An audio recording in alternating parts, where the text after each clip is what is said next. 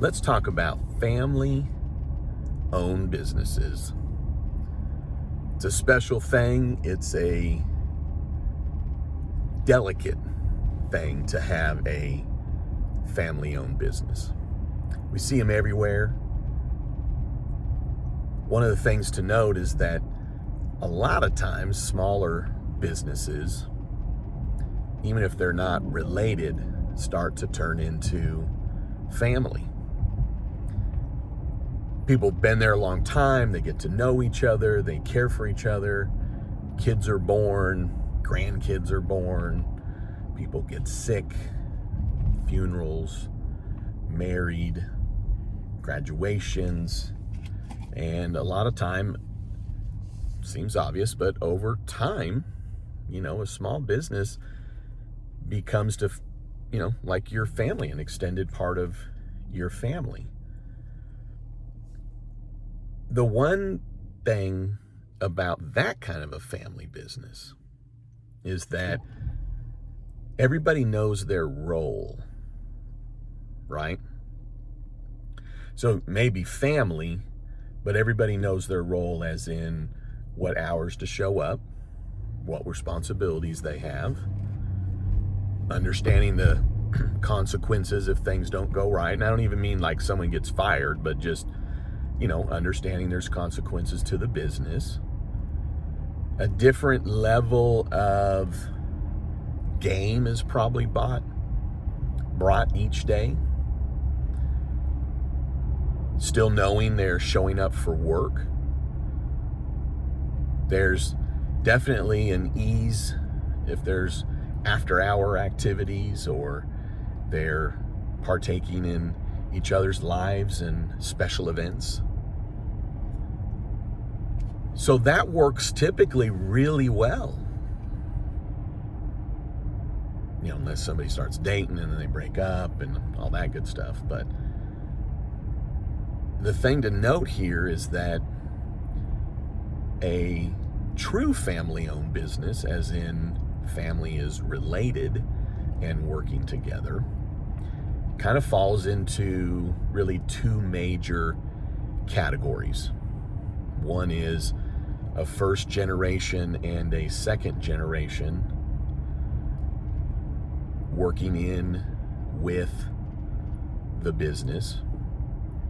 The next is, you guessed it, basically the same generation, whether that's brother, sister, or cousins, but it would be typically the owners would be the same age, rough, within 10 years of each other, most likely. So with a family-owned business where you have a first generation and a second generation, typically everybody still knows their place. It does somewhat model the family dynamic, most likely, as we would say, at home, where the parents are in charge. They set the rules. There are certain expectations, requirements, responsibilities. And so a family-owned business that has a first and then a second generation coming into it typically works very well because, again, everybody knows their role. Very similar to those that have small businesses and people grow to really care for each other like family. So knowing the roles. Now, there is a part two to the first and second generation working together, which I'll come back to. But when you find that family businesses are same generation, brother, sister, cousins, etc., in 27 years, I've really only twice seen that work well. I've seen it with both occasions where there's been, blow-ups and things not going well related to that for a period of time, as in maybe a couple of years. So even with the two that have worked well, there was definitely a lot of rubbing going on. And with that being said, it was when they got older that they realized that a lot of that stuff was petty or ego, too much of, well, I think we need to do it this way and any other way is wrong. So as people get older, they become, in those set of circumstances, easier to function together. What's interesting, though, about the generation being the same, roughly, working together, is that easily everybody kind of forgets their roles in the company. So everybody has a role, right? You can't just have a bunch of bosses running around. You're going to have people that have a role of sales, a role of accounting, a role of certain management decisions, a role, of course, of the overall decisions that need to be made. And typically what starts rocking that boat in that same generation type business is the spouses. Yes, there are very appropriate times, or there's times that it makes sense for spouses to be involved, and they're involved. So I'm more addressing the 90% of the businesses I've worked with where they're the same generation, is that the spouses get involved, men or women, right? Spouse can be the one getting involved, it's the man or the woman. And it's typically the pillow talk that the spouses have with the respective actual, owners and ones involved in the business. So again, I'm talking about spouses that are getting involved that aren't really involved in the business. It's either their second job, right? Because a lot of family businesses, they're working all the time. Or it's their part-time job. And most of the time it's, starting out, it's wanting to be helpful and be involved. And, instead of hiring an employee, well, why don't we bring in, my spouse? My spouse can do that. And if we're going to pay someone, might as well pay my spouse. Makes logical sense. But the spouse that is really not in a position of ownership really becomes indirectly involved in ownership. That, in my opinion, is not really appropriate. I mean, there's family and then there's business. There just is. If you want to run a business, you're running a business. But it's usually the spouses that are more inquisitive. Well, why are we doing that? Well, how much is that person getting paid? Well, is the other spouse making more than I? Well, you're working harder than them. How come you're making the same? Why aren't you making more? Where you're making these decisions. And what happens is there's then this family dynamic that comes into play. And it's all done with good intention, right? The spouse isn't coming in trying to cause trouble and problems. They're looking out for their spouse, right?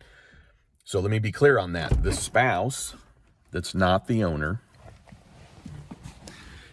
is looking out for their spouse that is the owner.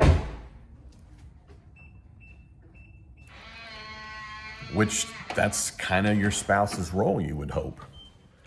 That they would, they're there to look out for you.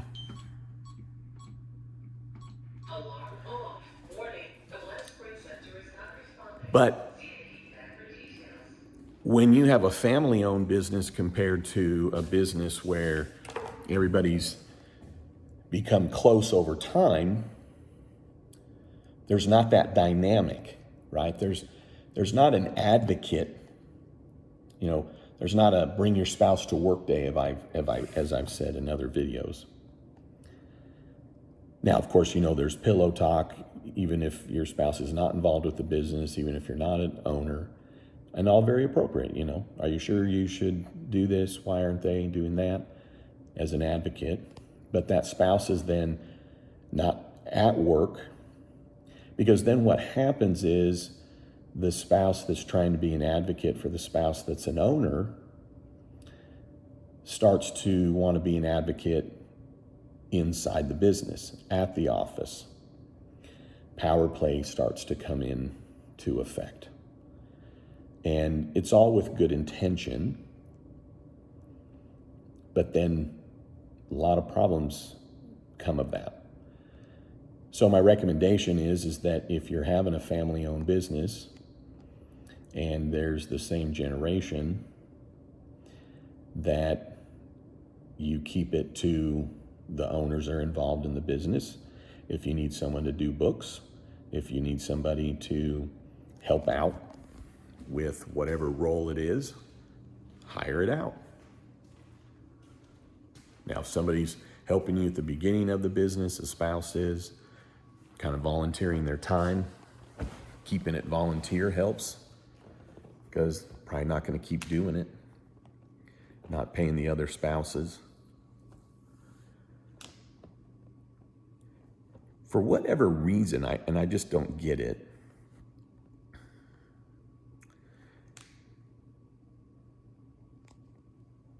couples think that they're showing the other spouse that they're committed to them, that they love them, they're involved with everything, by, for whatever reason, making them an owner in the business that they're not involved with, including them in the business that they're not involved with. So let me just be clear. You have two spouses running a business, doesn't have to be equal effort, but you have both spouses running a business. I'm not talking about that. I'm not talking about a brother and a sister with their spouses and all four of them are showing up every day and they're putting their all in. I'm not talking about that. I'm talking about 90% of these businesses. So we all know that nothing's ever going to run perfect, but the dynamic of everybody knowing their role, maintaining their role, is what allows a business to function. So it is a family business that hopefully makes it an advantage. But let's go back to the first and second generation. As the first generation starts to age, want to retire, the second generation starts to now take over management decisions, making more money. There's consideration of buying out the first generation, or the first generation is wanting to work less. And what typically happens then is that the spouses get involved, just the way that I just described to you. And why? Well, spouses are there to help. As the second generation comes into being able to make management decisions, deciding who's working what in the staff, it goes through that same mindset of, well, why don't we just bring in my spouse? Why don't you bring in your spouse? If we're going to pay somebody, why don't we bring in them? And then that all happens the way that I just described when it's the same generation. And the spouse looking out for the spouse that's the owner, the spouse looking out for the spouse that is the blood second generation to the first generation owner. What they're seeing as an advocate well, why do you have to buy them out? Or, well, does it really need to be that much? Or, will you help build this business too? Or, well, you've been here 15 years. Or, well, they're not working as hard. So if there was no one in the business that was related, and you have an older generation selling out to the younger generation, not related, there's not spouses coming in. There's no mindset of, well, that older generation's not working as much, or, well, I helped work this business to what it is, so I'm not paying that. So what do you want to talk about? What I want to talk about is for businesses to function properly, to be the most profitable, for home life to be happier. Stop including your spouses unless they're coming in and they're literally a part of the business long term, and everybody still understands their role. Everybody needs to still understand their role, like a closely held, smaller business. Divorces happen. So even if it's now a mindset, if you're listening till here, well, that's disrespectful, and if it's the spouse, they should be able to be involved. Well, the spouse that's not the owner, if they have another job, does the spouse who is the owner get to show up at the other spouse's job and go talk to that boss and, make sure they have the right office and do some maneuvering? No. So you run it like a business. Everybody knows their roles. But mark my words, what typically happens is you then have the generation, whether it's the second or the same generation that are now running and owning a business, they grow to the blood relatives not like each other, not want to be around with each other. The spouses of the spouse go round and round. And what's that affect? Family life. What's that affect? Thanksgiving, birthdays, going to services together, religious or whatnot. So what you have to think about, what's more important, because everybody talks about, family's important. Absolutely. Family's number one. Well, absolutely. So to protect your family, keep the business in the business. Do not include the spouses that are not going to be there contributing with a defined role, with a spouse that understands their position in the company. Because that's what leads to actually hurt the family. So it all starts out with help. I want to help. It all starts out with advocacy. It all starts out with positive. But the spouse that's trying to be an advocate for the other spouse doesn't work in the business environment. Think of any well-oiled machine business. There aren't advocates for the boss. There aren't advocates for the employees. There's not an advocate for the salesperson inside the business. There's no advocates. You just, here's my role, here's what I do. So the spouse is doing what they should, advocating for the other spouse, which is a wonderful thing. But that doesn't belong in the business. So if family really is important, if you really do want to show respect, in my opinion, for the spouse, for the family, is that you put a force field around the business to protect the family, to protect the family, to save the family unit. No one would say, well, business is more important than family. Everybody says the opposite. Family's more important than business. Well, then act it. Do that. Don't say, well, family's most important, and then include all the family in the business, because that's not what that is. What you're then saying is, nope, business is more important than family. The way that I show my family that I love them, the way that I show my family that I'm looking out for them, is that I'm going to give them a job. What? Like, think about that. Like, well, you know, I would rather pay my family than somebody else. Okay? So, I mean, are we rolling back to the 1800s where, you know, people had kids so they'd have more hands on the farm? I mean, is that something that you tell? Did you have that discussion with your, you know, whoever you were dating before you got married? You say, hey, by the way, we're gonna get married, and get good news. I'm gonna give you a job. That's right, you're gonna get a job. Who has that discussion while they're dating? Who has that discussion?